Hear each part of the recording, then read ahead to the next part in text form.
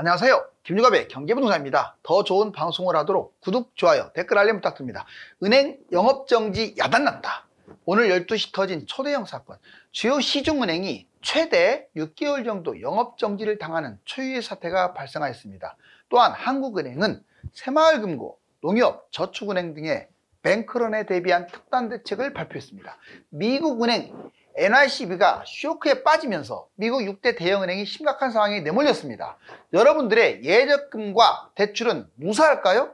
유료 상담은 010-2616-6276 제가 직접 매수 타임과 입지를 추천해드립니다. 지금 바로 전화 주십시오.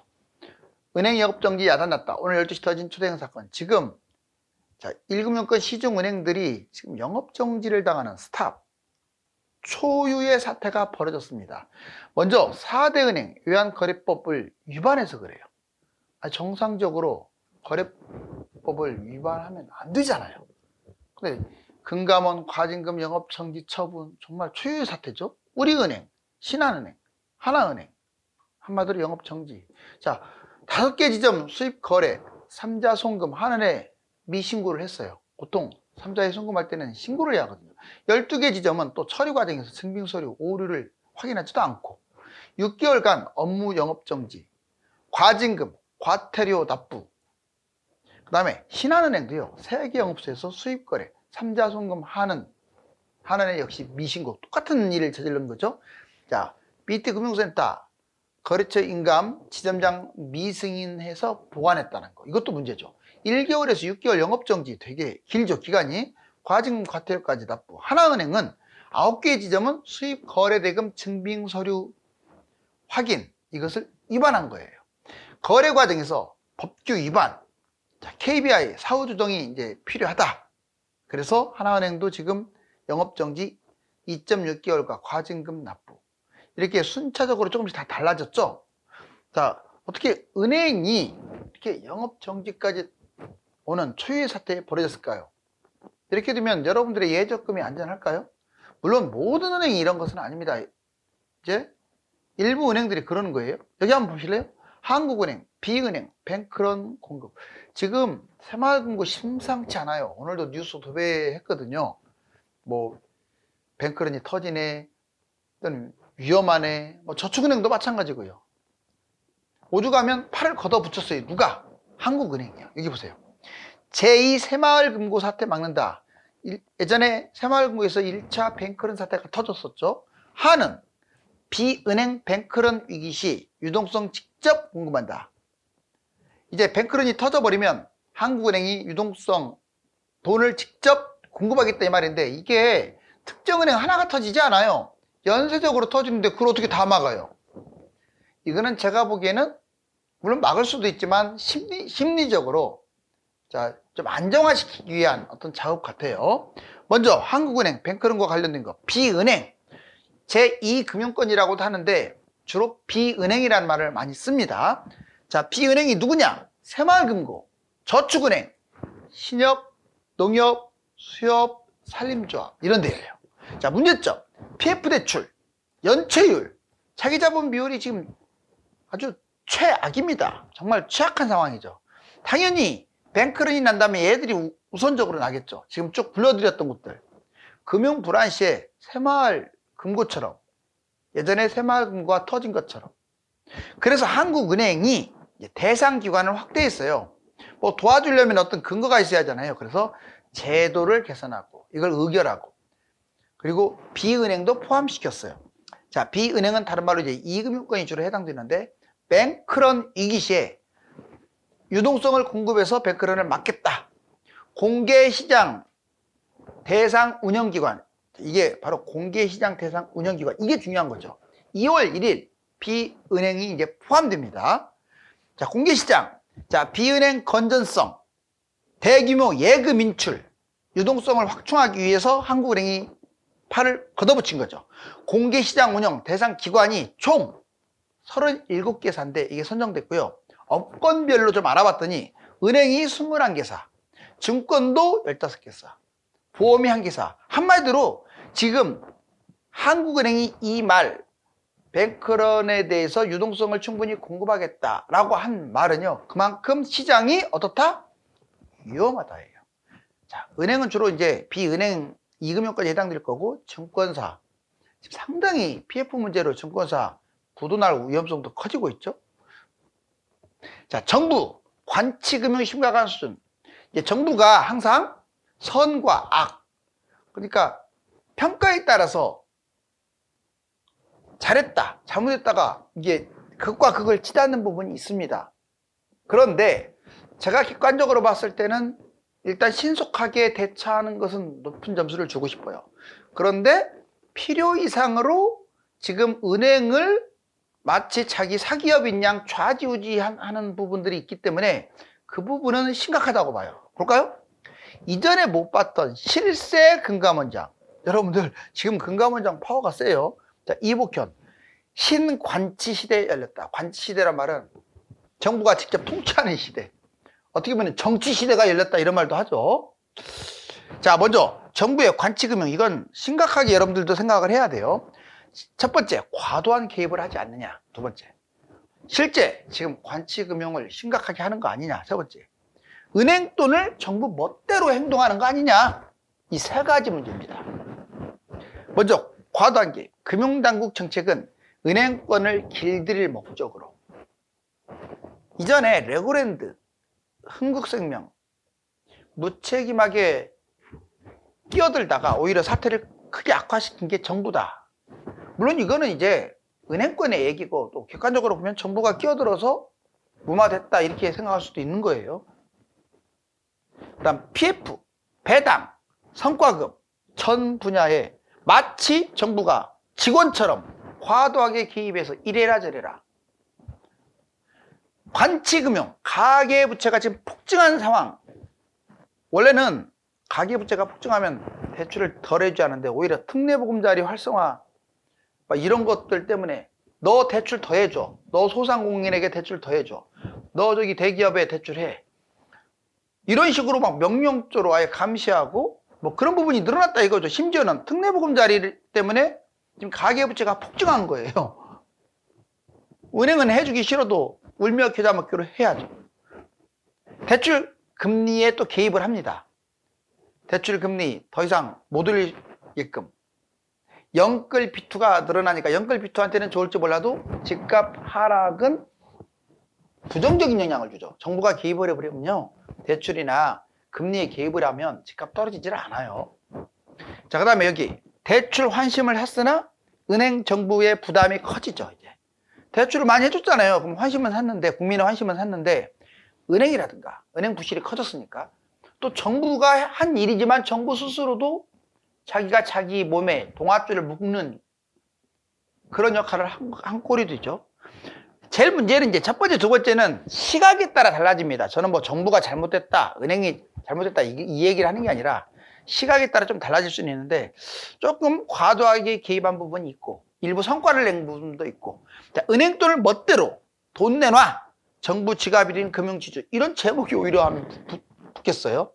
은행 돈 멋대로. 76조 맞춤형 기업 지원. 그렇게 되면 은행이 부실해지죠. 좋은 말로 상생금융부담이라고 표현하는데 나쁜 말로는 지나칠 정도로 정부가 은행을 확 낚아채서 대출 좌지우지 한다는 뜻이에요. 여기 보시면 76조면 엄청나게 많은 금액. 상생금융부담, 충당금. 충당금은 당연히 건전성을 위해서 해야 하지만 이것도 지나칠 정도로 개입을 하고 있죠. 그래서 은행의 전반적인 이익이 급감하고 은행이 위태로운 상황을 만든 것도 일부 정부다라고 이렇게 말하고 있습니다. 특히 이제 은행권 노조들이 더 심각하죠. 노조. 그렇지만 이제 객관적으로 봤을 때, 자, 누구 의견이 맞느냐는 여러분들의 몫이에요. 다만 성과가 일부 있는 건 맞지만 지나칠 정도로 은행을 개입해서 대출을 해달라고 압박을 한다든가 내 돈처럼 쓴다, 이런 부분은 심각하게 반성을 해야죠.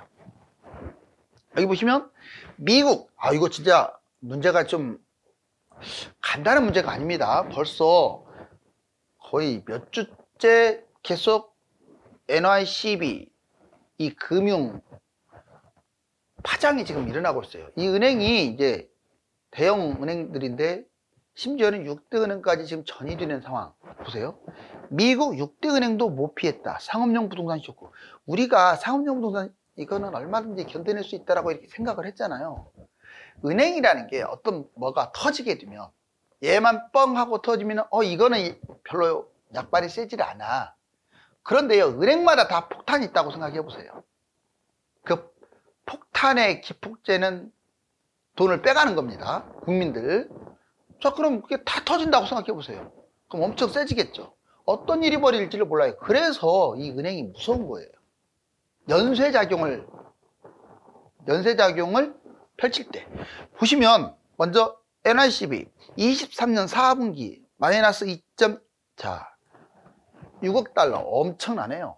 자, 주가가 한 달간 마이너스 60%나 한 달 동안에 지금 추락했는데 회복도 못하고 있어요. 지금도 바닥에서 빌빌 끼고 있고 추락하고 있죠.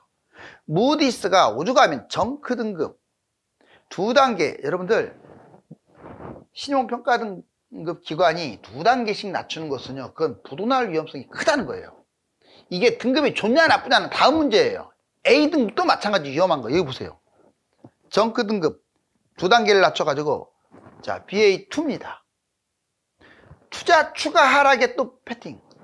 지금 투자자들은요, 앞으로도 추가 하락할 것이다. 주가가 거의 어디가 바닥인지도 모른다에 배팅을 하고 있어요.